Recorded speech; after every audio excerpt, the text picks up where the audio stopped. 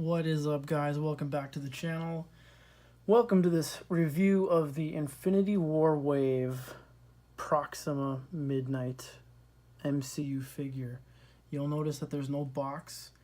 I sold my Thanos Build-A-Figure shortly after they announced the Marvel Studios' first 10 years set of Marvel Legends. I was going to include a new Thanos, so I figured I'd just sell my Thanos Build-A-Figure. So part of that deal was selling Proxima Midnight in package. So I bought a replacement one out of the package with no Thanos torso.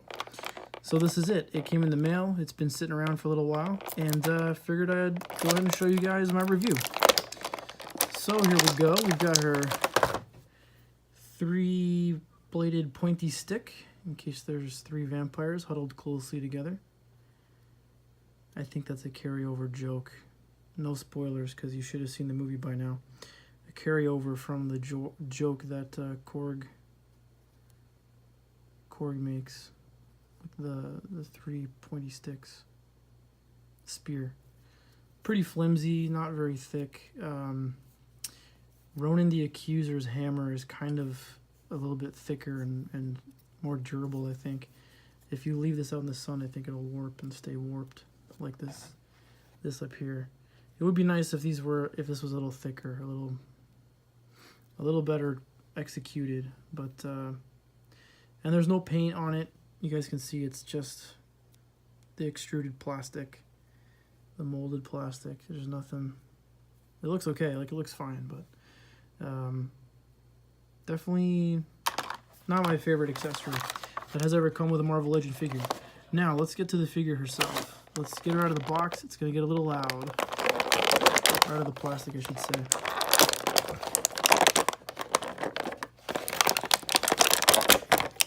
So presumably, Proxima Midnight is a female character, although she is alien, so be that whatever you take that to be.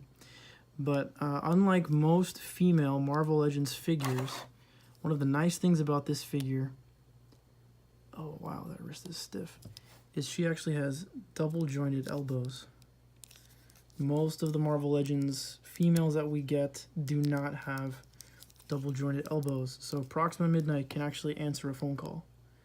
All of the other Marvel Legends females can only get this close to answering a phone call.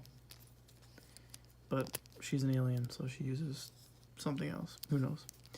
Anyway, okay, let's check out the face sculpt. This is very different, what they chose to do with the MCU version of Proxima Midnight versus what you find in the comic books. In the comic books, the design for her face is a lot more streamlined. It's just kind of like a matte black instead of like these horns that are kind of growing out of the side of her head. It's a cleaner look, but this looks okay. This looks good. It's a decent representation of what we see in the film, and very happy with the eyes on this one. I remember when I was looking through these at Walmart when I first saw these, there's a few that looked like the eyes were all wonky, so very pleased to get one with good eyes because I didn't get a choice this time. Her hair is very thick plastic, not flexible at all, so she's not going to be able to look up at all. That's it, because of her hair. But she can look down more than you'd want to. Looks like she just broke her neck. But that looks good.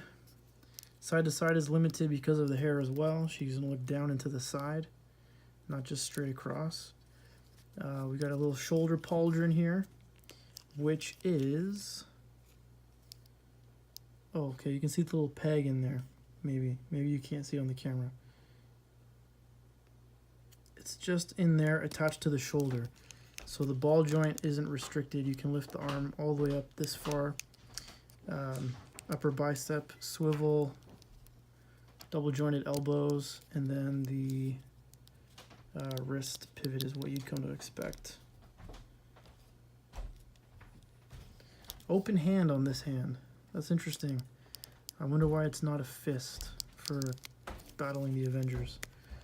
Same thing on this side. Upper bicep, the double jointed elbows. This wrist is very... okay, there we go. Now it's going. Okay, that wrist is good now. and it swivels, and this is the wrist that holds the hand that holds the spear. Ab crunch is this far forward and not too far back, just a little bit. That's kind of neutral there.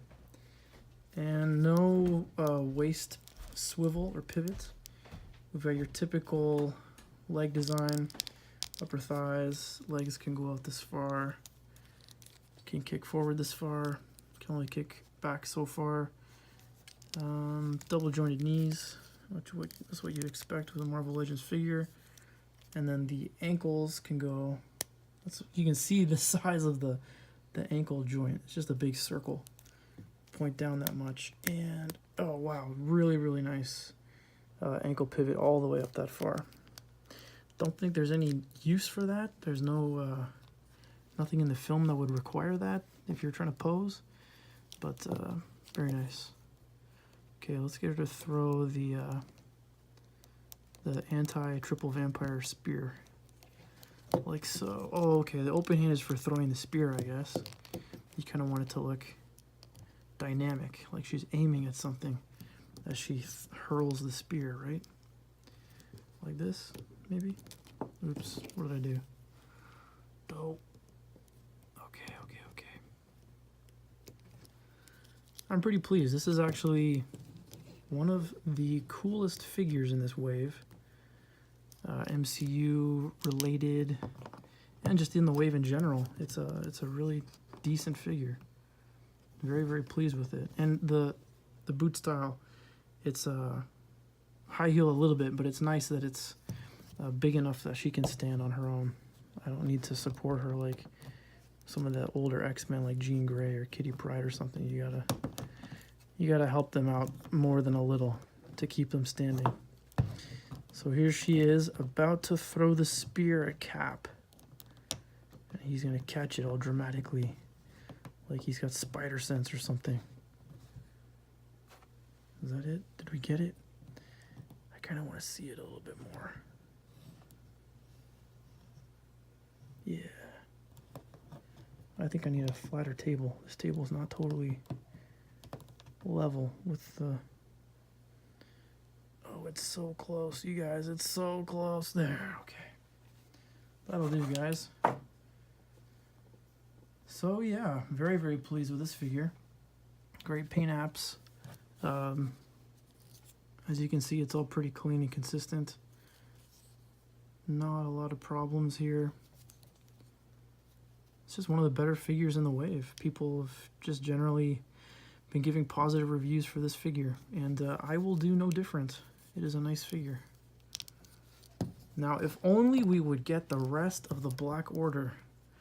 Everybody wants Corvus Glaive and the Ebony Maw. Everybody wants those guys. Why don't we have them? We've had how many waves come out recently? And we had Infinity War come out. We've had Ant-Man come out. Are we even going to see the rest of Thanos' people before Captain Marvel comes out? Or are they just going to wait and then we have to get them when Captain Marvel comes out? Okay, so this is interesting. So the spear is not long enough to rest on the ground beside her. You kind of have to make her, I guess, like crouch a little bit so she can put the spear on the ground. I kind of think she'd be able to just do that, but perhaps not. Perhaps I am mistaken. We'll do it a little bit different then, a little bit different pose.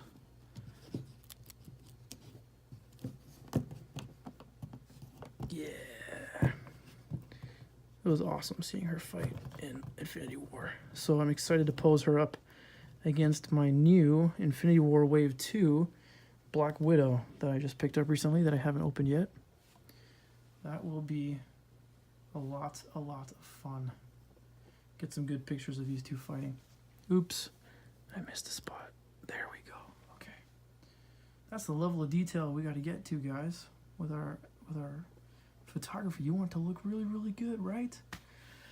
Okay guys, thanks so much for joining me for this figure review. I hope you enjoyed it. If you enjoyed the video, please hit the subscribe button. I really appreciate it. Go check out my Instagram for the latest, for where I'm at, for what I'm finding at Toys R Us here in Canada and other such places. And be excellent to each other. We'll see you next time, guys. Bye-bye.